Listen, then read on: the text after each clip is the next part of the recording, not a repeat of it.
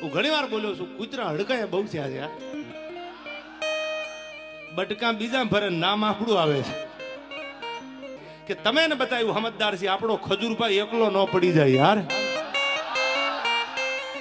સત્યના માર્ગે હાલવું છે. શું કામ ઘણા નથી બોલતા કે ભાઈ આમાં કોણ પડે? હવે મેં તો નક્કી જ કર્યું છે કે હું નીકળી છે ખાંદામાંથી, હવે ભલે થઈ જાય. પણ ખજૂર તો મારો ખજૂર છે સાહેબ, જેને ગરીબના આહુડા નુયા છે. અને આજ તમે આની ભેળા નહીં હાલો, આજ તમે સત્યની હારે નહીં હાલો, તો તમે હાલશો કીધી તો મને કહેતા જાવ એટલે આગલા ડાયરા મને ખબર પડે બોલવાની. હાલવું છે ને ખજૂરભાઈ? હું તમને પંપ મારવા નથી આવ્યો ચાઇનાના, પણ એક સાચો માણા, સાચી રાહ માથે હાલવા વાળો માણા.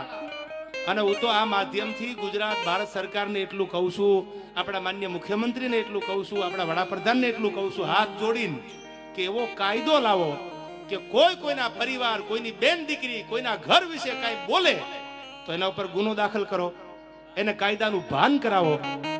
કોઈ હારા માણાની છબી ખરડાઈ જતી હોય અને આ દુનિયા ટગર ટગર જોવે અને પછી મજબૂર થઈને એને કંઈક કરવું પડે અને પછી એમ કે એકચ્યુઅલી કાયદો હાથમાં લીધો, તો તમે જ કાયદાને કહો ને. એવો કાયદો લાવો ને. વાણી સ્વતંત્રતાનો હક છે, એ મુદ્દાની વાત છે. ભારતમાં વાણી સ્વતંત્રનો હક છે, તમે ગમે એ બોલી શકો, પણ સારું બોલવાનો હક રાખો.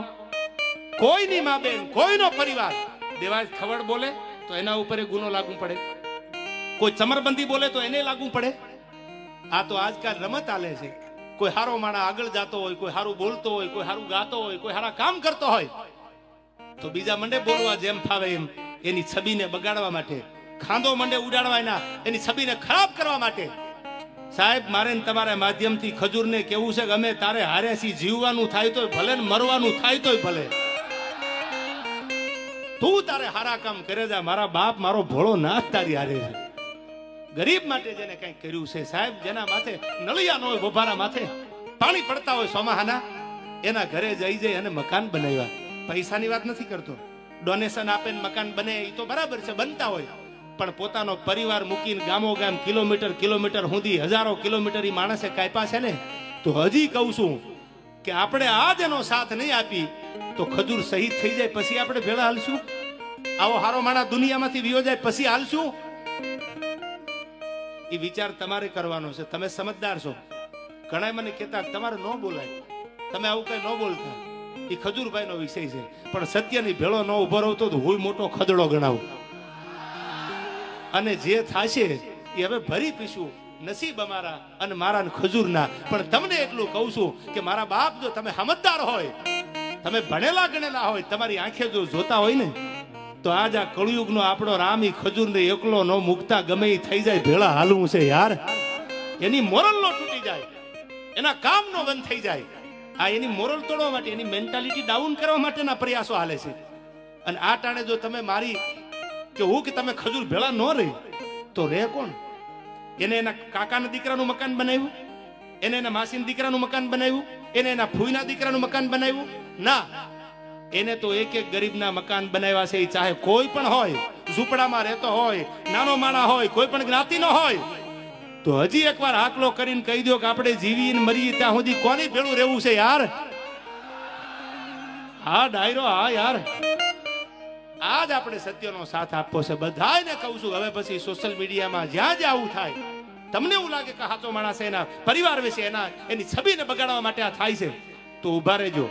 અને ટગર ટગર જો તમે જોશો ને તો એટલું યાદ રાખજો, 10 વર્ષ પછી, 5 વર્ષ પછી આ ઓડિયન્સમાં બેઠા ને, એનો દીકરો દાતાર બનશે, એનો દીકરો કલાકાર બનશે, આ બેઠા એમાંથી એનો દીકરો કથાકાર બનશે.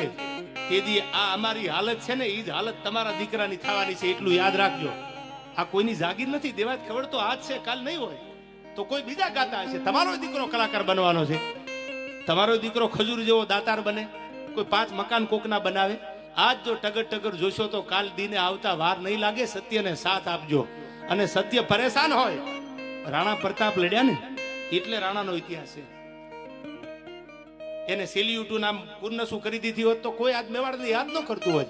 આજ મારે તમારે સત્યના હારે હાલવું છે, સત્યની સાથે હાલવું છે. જે દુનિયાને કેવું હોય કે આપણે ન બોલાય ને આપણે આંખે ન થવાય. સારા માણાની ભેળા ઉભા રહેજો મારા બાપ. હાથ જોડીને તમને એટલું કહું છું, અને સરકારને એવું કહું છું કે એવો કાયદો લાવો કે ન બોલવાનું. કોઈ ફોનમાં કાંઈ પણ બોલે તો એના ઉપર ગુનો દાખલ થાય, એના ઉપર કાયદેસરની કાર્યવાહી થાય. એ ચાહે કોઈ ચમરબંધી હોય. અને જો આટલું નહીં થાય તો મને નથી લાગતું આ ગુજરાતની આવનારી પેઢીનું ભવિષ્ય ઉજળું થાય. મજા આવે બોલી જાય, મજા આવે જિંદગી બગાડીને વયા જાય. પછી માણા મજબૂર થઈને કંઈક કરે એટલે એમ કે કાયદો હાથમાં લીધો. બધા એવા નથી હોતા.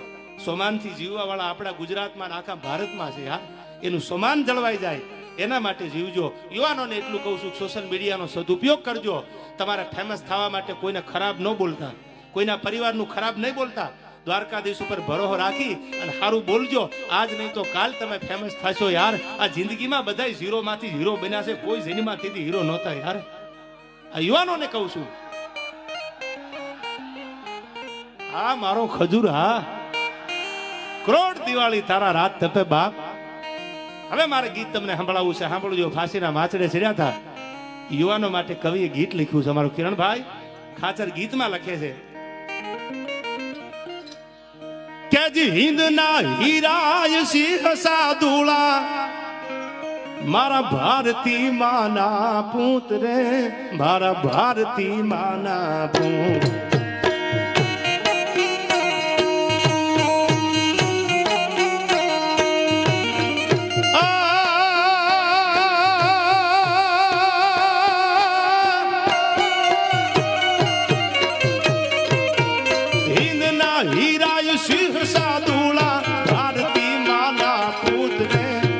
ભારતી માના પૂત.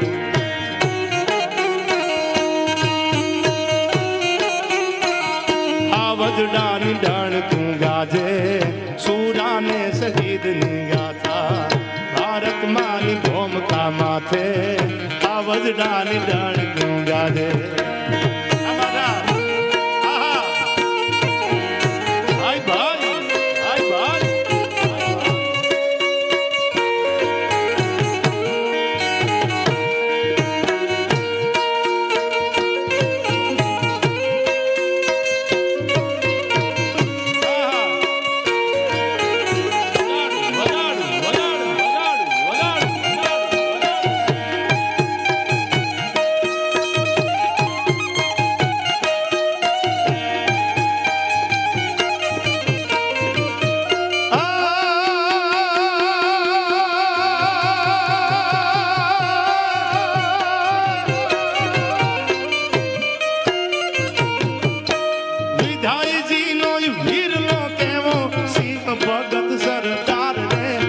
સિંહ ભગત સરદાર.